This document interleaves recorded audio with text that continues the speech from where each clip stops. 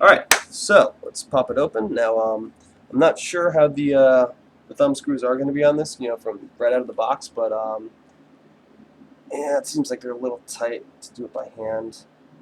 So I think I'll need my screwdriver, which if I can find it, right over here.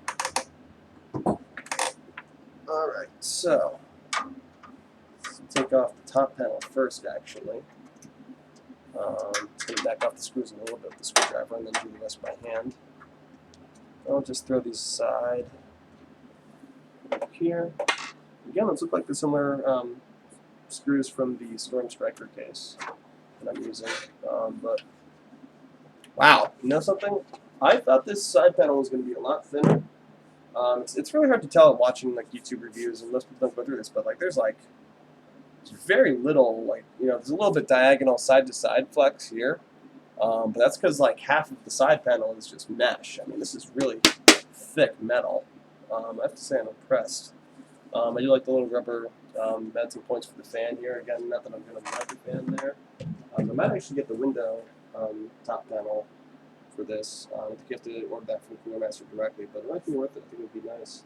But maybe I'll just leave this as open for passive airflow, passive exhaust out through the top of the case. So now let's pop open the side panel here. I'll take a look at that handle too. Let's see. There we go. That's one, and that's two. Alright, now I imagine that this is going to be more or less the same in terms of the thickness of the metal.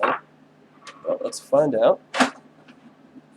Yeah, this is a lot heavier than it looks, believe me. It probably looks like I could just, throw it around, but this is pretty sturdy. For a little side panel like this, I'm impressed.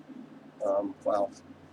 Yeah, this handle here is it's plastic here, but if you look, I'm trying to get a shot of this on the webcam.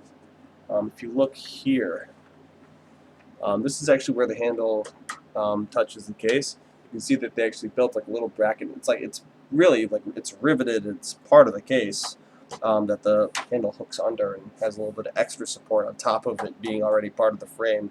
It actually has extra support, so that handle is going to last. So that's really nice. And again, same thing on the other side panel here. So I'm just going to undo that.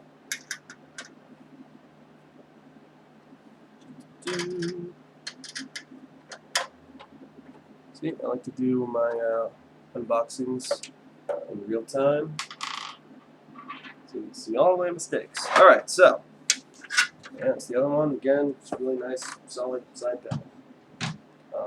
Okay, so, looks like they have a toolless design, actually, for the optical drives. So, that's just one of these guys. I don't know if you can see that. But basically, just, if you want to open it up, throw the drive in there, then lock it into place. It's pretty standard. I mean, you'll see a lot of toolless designs. They're not too different from each other. They just kind of look different, but they operate more or less the same. So nothing special there. Here you have the accessory box, which we will check out in a little bit because I would like to see what kind of accessories I have. But that's pretty cool. So I'll put that aside for now. We'll dig into that a little bit. We have the thumb screws here, so you can actually remove the motherboard tray. And I will be taking advantage of that because I'm actually going to build outside of the case first. Do a quick test boot just to make sure everything fires up, so that there's no problems, and then I'll actually be able to take the whole motherboard tray and pop it back in and build from there. So that's actually pretty cool. I like that feature a lot. All the cables here, with the exception of looks like the HD audio extension and yeah, I think it's just the HD audio actually is the only one that isn't completely black. So even the fans here that are included in the case actually have black cables. They have Molex adapter pass-through things too. So that's pretty cool. Looks like the front is actually a combination of that mesh filter, kind of like we saw on that front bay cover from the Striker. We have a SATA. Looks like a SATA cable. Oh, I see. This is the hot swap bay, so there's a couple SATAs there. Looks like it's just one SATA power for all of them. Cool. So yeah, now it looks like in this version there is actually, the way they have it set up, I think what they're going for is to go for more hard drives. So if you look on the original HAF-XB, for instance, they just had a crap load of SSD mounts here. But these are actually 3.5-inch drives, drive mounts for those. So I think they're trying to go more towards the hard drive end of things again. I'm going to be throwing an SSD in the system, so I don't know if I'll even be able to use that. Although it looks like I can throw an SSD on the top, but I'll have to figure that out. I might actually have to consult the manual, but I'm pretty sure I can just throw an SSD on top of that and be fine. But yeah, then you have your expansion slots here. Back to the case. That's pretty much it. I mean, looks like you can fit a pretty decently sized motherboard in here. Yeah. Yeah, that pretty much wraps it up, I think, for the case itself. So like I said, next step is going to be actually removing the motherboard tray. And just, popping the motherboard on there, doing a test boot outside the case, and then if that works, hopefully, if that works, we'll be able to do that. In the meantime, we've got a couple minutes left before YouTube cuts me off at the 10-minute mark, so let's open up the accessories box and see what we have. So I know what I'm working with here.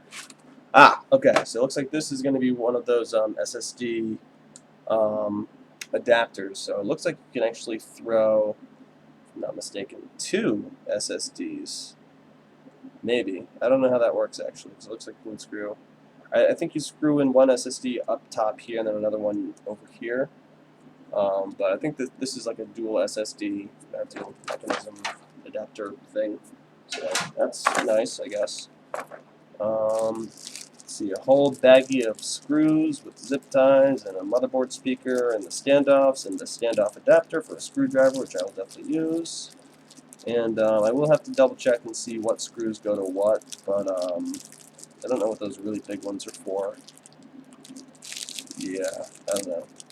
I think those are power supply screws, I think, which is cool, I guess. Alright, and then after that, I think it's just these hard drive runners, pretty much.